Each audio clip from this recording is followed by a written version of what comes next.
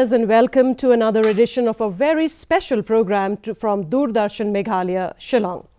Well, today we will be talking on this day, which is very specific today, and the day is World Day Against Child Labour.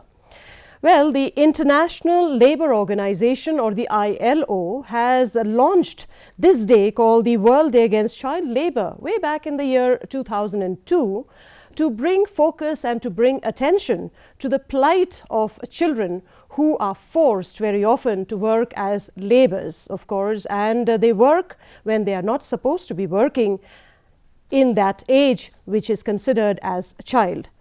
Well, we all know that this day, that is 12th of June, has been a day where these organizations, several organizations like the government, the various agencies of the government, the employers, the general masses of the people at large, the civil society also comes into the focus, because at the end of the day it is these organizations who can play a role to wean away a child in case he or she is employed as a laborer or working when that child is not supposed to be doing so. Well, the figures, the statistics around the world is quite alarming when we come to know and understand how many children are actually working when they are in the category of a child. And the statistics tells us that 1 out of all 10 children, 1 in every 10 children worldwide is working and is a child labour. And in the world, roughly around 218 million are also in the same category. That's a very staggering figure. Now, when we come to the condition of India, because India also, there are a large number of children who still work as labourers, and they work, and well, it is said that at least 10.3 million children, roughly that constitutes to 3.9 of the total child population, are actually working. So that's why the focus, that's why the attention, that's why the significance of the day, and that's why so much to talk about how to deal with this situation and what more needs to be done to wean away children, because children are supposed to be children. They're supposed to study and enjoy their childhood, and often that doesn't happen. And in fact, the International Labour Organization and the UN, especially the UN, has marked 2025 as the year to completely ban child labour. Now that is how it is supposed to be. Now whether it will be or not is of course another debate, and we need to discuss. So we will be talking on the significance of this day, especially in the context of Meghalaya as well. We have a very eminent panel here in the studio to discuss on this topic. Well, I'm being joined to my extreme left by Ronald Willie Walang. He is the Joint Labour Commissioner from the Labour Department, Government of Meghalaya. We are also being joined by Iba Larilin Lingdo Sindrem, next to Walang, and she is the Coordinator Childline and also the child-friendly Shillong Bosco Integrated Development Society. And we are also here, I have next to me is Mati El Wajri. She is the District Child Protection Officer, East Khasi Hills of Meghalaya. So there you have it. This is the panel. A very warm welcome to each one of you. Thank you very much for your time to come and discuss this very significant issue that we have taken up. Well then, viewers, that's the panel for us. Don't go anywhere, because shortly we will be back with you after watching this short video clip. We will come back to continue and to begin this discussion. So stay with us and come back soon. Every child has the right to health, education and protection, and every society has a stake in expanding children's opportunities in life. Yet, around the world, millions of children are denied a fair chance. Today, millions of children work, many full-time. They do not go to school and have little or no time to play. In some cases, it requires them to assume the dual burden of schooling and work. Many do not receive proper nutrition or care. They are denied the chance to be children. More than half of them are exposed to the worst forms of child labour, such as working in hazardous environments or forms of forced labor, illicit activities including drug trafficking and prostitution, as well as involvement in armed conflict, all of which can be detrimental to their physical, mental, social, or educational development. While significant progress has been made in reducing child labor, progress has slowed over time.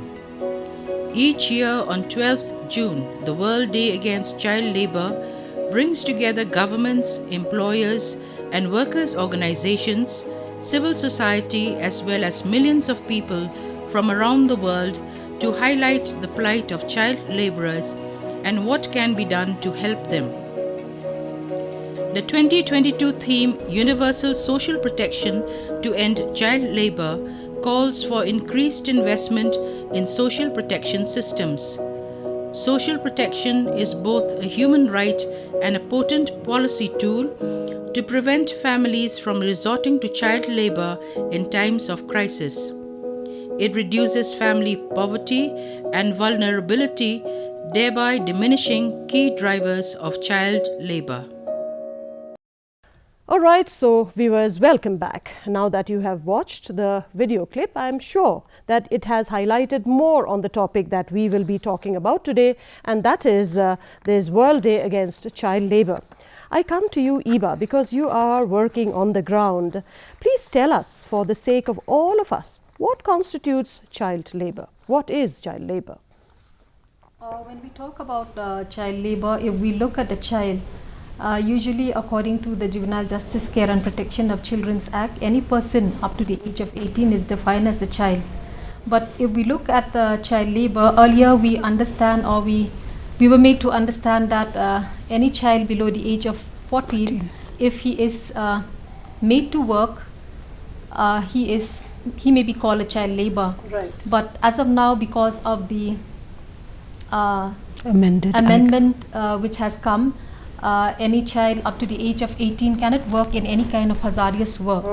So if we look at these child labor, mostly we came across cases where children comes from very poor family. Right. So I should say that poverty is one of the main factor, accompanied with other factors as well.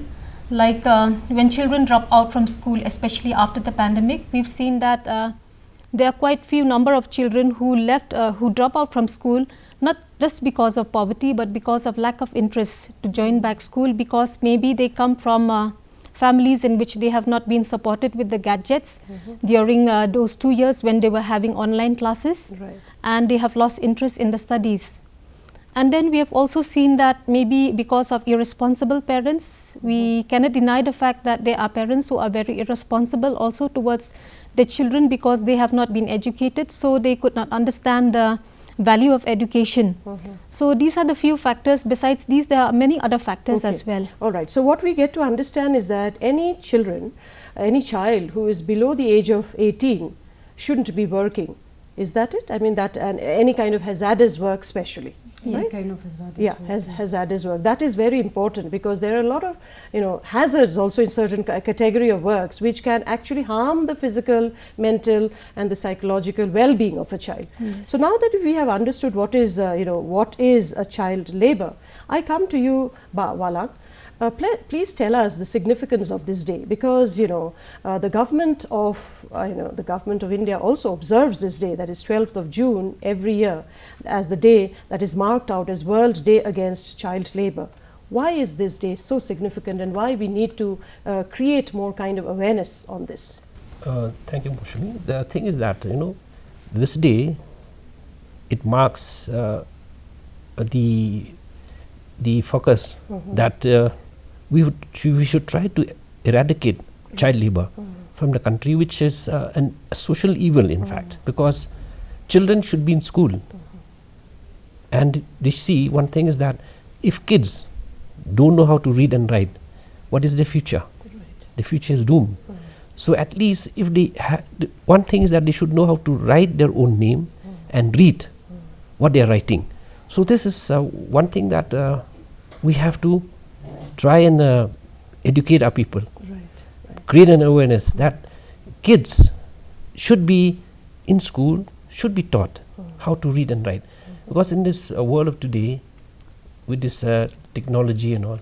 So children now are, you can see in most of the cases, they are very inquisitive.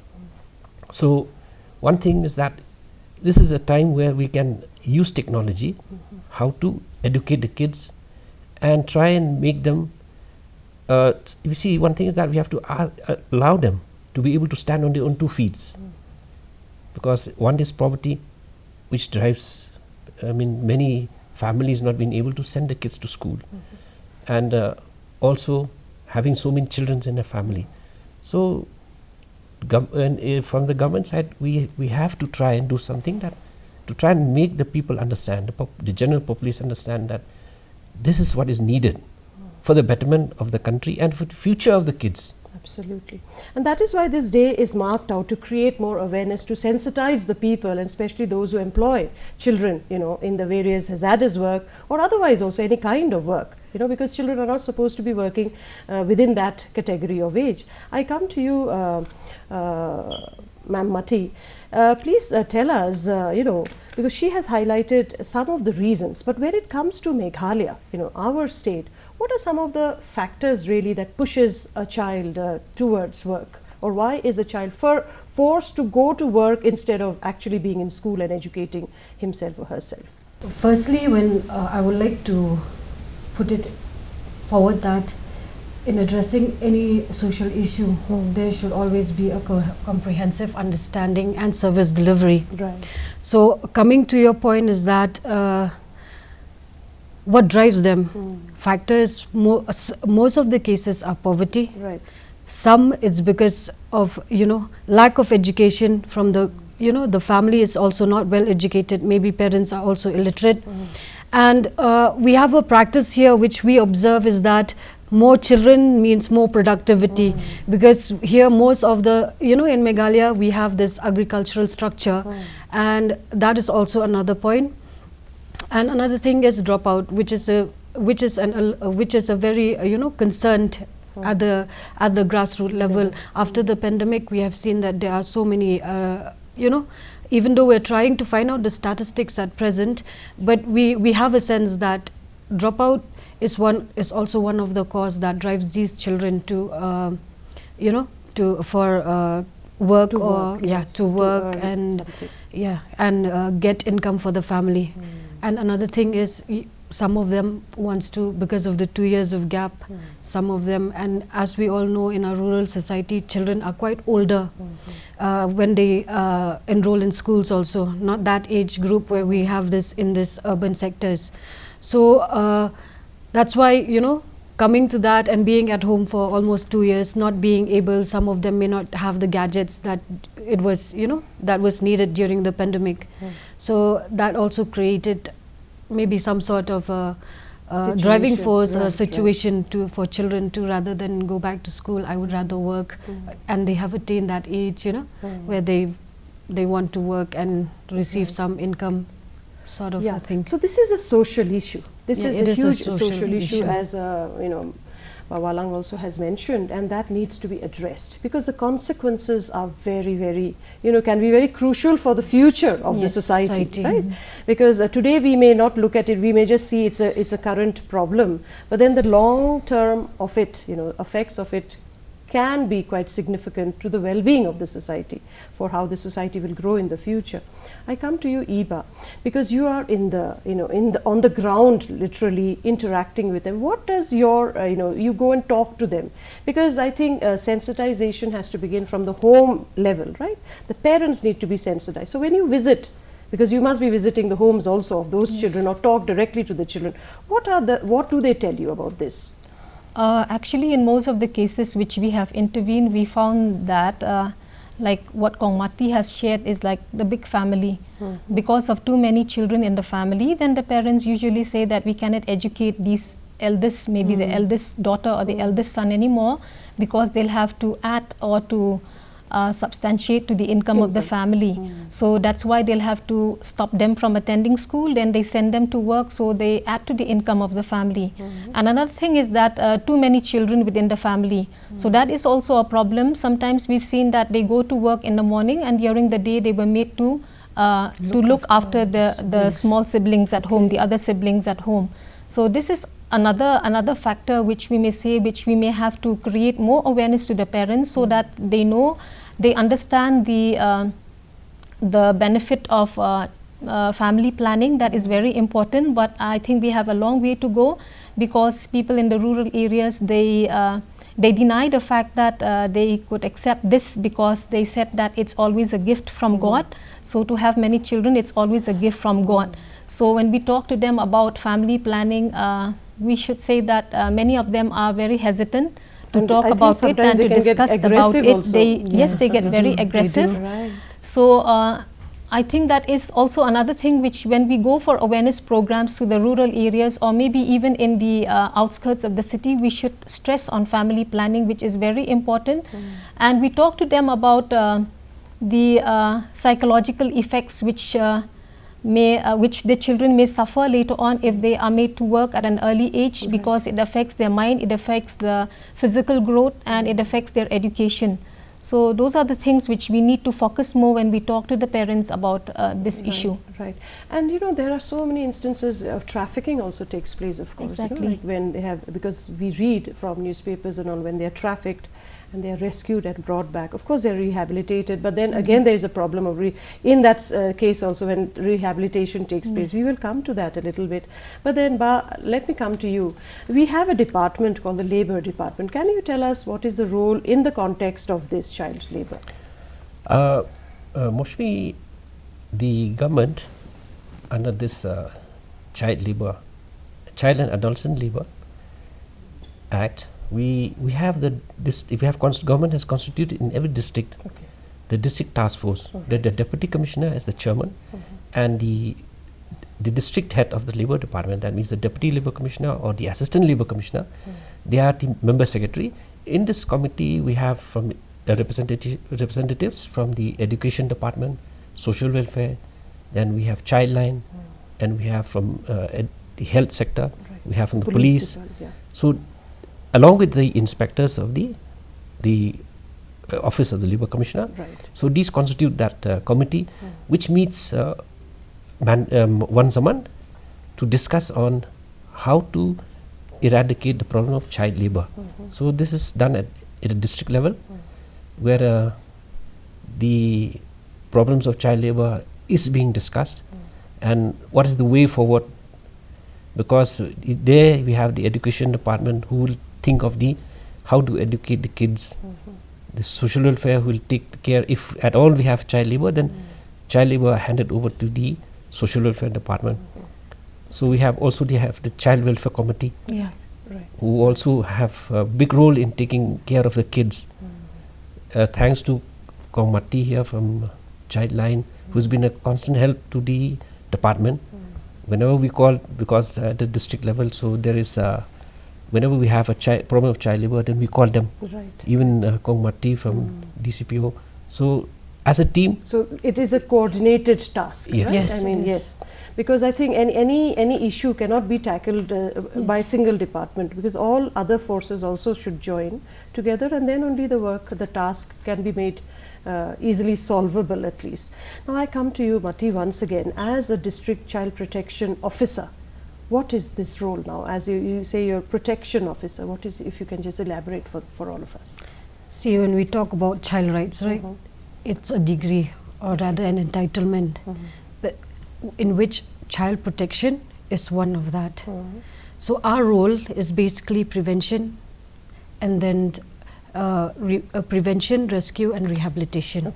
Prevention is mostly when we create awareness, and when I talk about awareness, it goes down to the family, and then at all levels, schools, families, communities, and then also I feel that awareness to employers also should be given, should be stressed more. I feel I would like to add up to that. For the past few years, we have had a very strong team, the district task force, which Walang has highlighted, and we have had rounds, and we went for rounds and awareness and in identification and rescue, and at the same time disseminating information. But why I say employers is because we all know that children they don't have to pay a huge, a huge amount of wages for Right, children, yes, yes. considering the labor Easily, that, yes, yeah. yes. Cheap So, labor. yeah, cheap labor.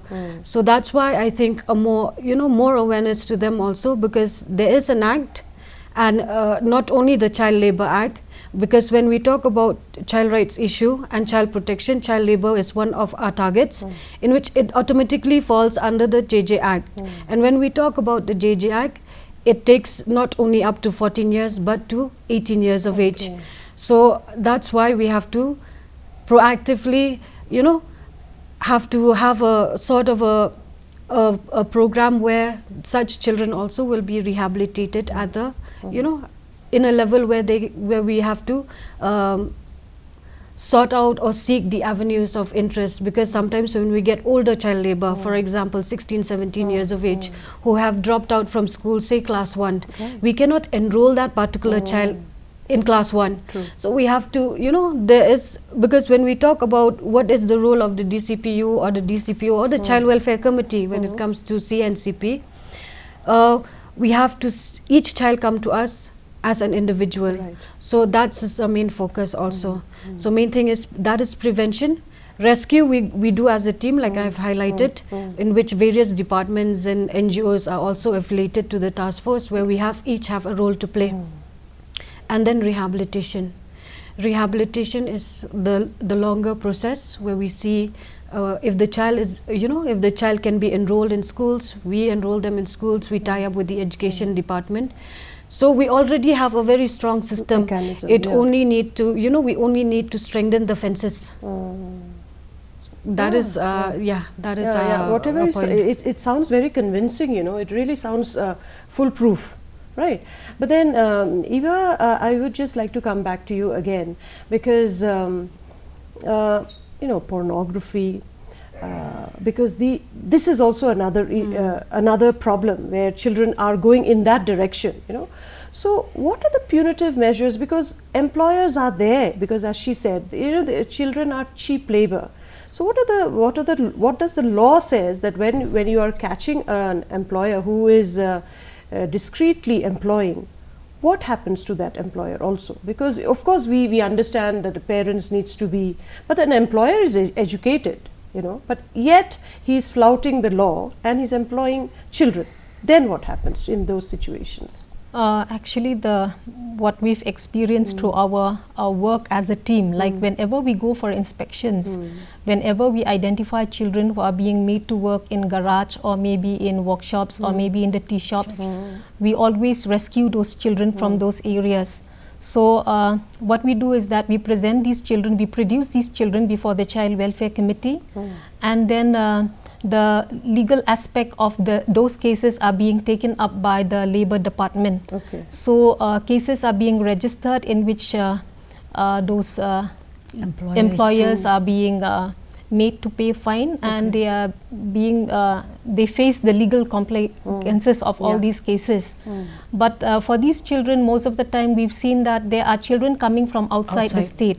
So these children are being made to, they are being referred to these children's home, the government children's home, in which they are being made to stay for quite some time. Still the parents from those respective areas, they come, they were produced before the CWC after, yes, and sometimes they were repatriated or restored back to the respective cities, in which the CWC from here, they network with the CWC of those areas, the child welfare committees of those areas, and even from Childline also, if we have cases coming to Childline, we work together with them. We network with our Childline partners in the other cities so that they follow up with those children when they are back home. So I think if we look at these cases of children, we look at the from the social perspective or from the societal point of view.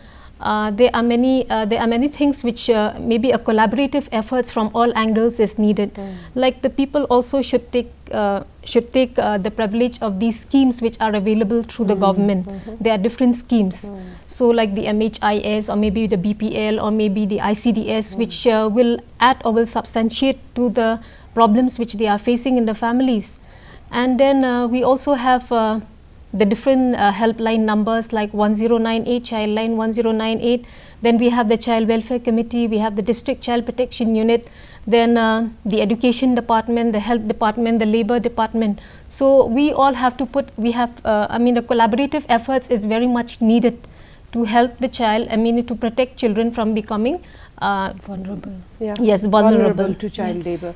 Yeah, you said the number 1098. So Yes. anybody who's watching this program is seeing children working and who shouldn't be working can call up that number Yes. and Yes, can yes. put in a Yes. complaint. Right? So I think it is just not blaming the government, blaming anybody. It is also blaming us, because we, the ordinary citizen, the people, witness, but yet we do not play a role. So I think society also needs to play a role here. But then, I come to you because she just mentioned that, punitive actions and the case goes to the court. But is there any mechanism where it is fast tracked so that, it acts as a deterrent? Because those employers who employ should be given strict, punishments, I feel, so that it stops there and others follow suit. So how is the cases, you have some Lok Adalat or something like that? Moshmi, my experience being in the field in yeah. district, so we had cases of child labor, I remember, and these cases were pending for quite some time. So what we did was we presented these cases in the Lok Adalat, Right. wherein it was fast tracked, Okay. and the employers were fines were taken from them, and the cases were disposed of. Okay. So that sounds good actually, because I think in our country, and I think most conditions that their law is there, but we don't fear the law because we think that we can get away with it, right? I mean, so many crimes that happens because we think we can easily get away with it. So until unless we have a very strong mechanism, a punitive system in place, it will not act as a deterrent, right? Yes. Moshmi, I may Yeah. add, I have seen that after that, the cases which we have, the department could file against these employers and action taken. We have seen that the drastic change. You find child labor is almost. I think my other panelists can add. It's becoming. It's dwindling. In fact, it's Reducing. coming down. So we can say we are on a good footing. In fact, Yes. because the Yes. child labor is decreasing. Yeah, awareness is there. Yes. Yeah, awareness is there. Awareness is there. Yeah. However, in spite of the fact that we have a good footing, like Bawalang have said, I would like to take this platform to appeal, especially when it comes to domestic help. Kindly please don't, kindly please try to refrain in employing a young child up to the age of 18, I would say, because if you say up to 14, that is child labor, but as we all know, we have to come into the context of the Juvenile Justice Act also. So I would like to make an appeal, because we do find it difficult, at times when we cannot penetrate into each and every household. Yeah. So, we don't have the statistics of domestic helpers, Exactly, children domestic exactly, helpers. yeah. So here I would like to take an opportunity to, appeal to individuals, educated people. If you're planning to keep a child, do it in a way where the child also gets, educated, and the child will be able to have their rights, to experience their rights, experience their childhood, because I always feel like children shouldn't work. They should enjoy their pursue their childhood. dreams. I Yes, feel yes, they should true. have that.